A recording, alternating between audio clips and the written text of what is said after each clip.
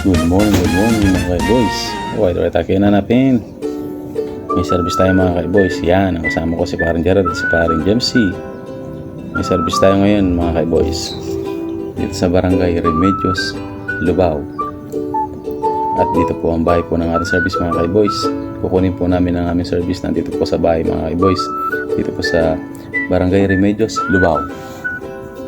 At yan na po mga kaiboys. Kasama na po namin ang aming service.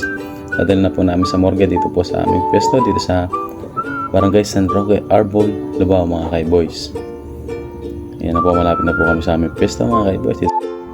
At yan na mga kaiboys, ito po pala ang kasket na napili ng pamilya mga kaiboys. Ayan po pala sina Haring Gerald at ang aming embalmer na si Mr. Vandy Sumang.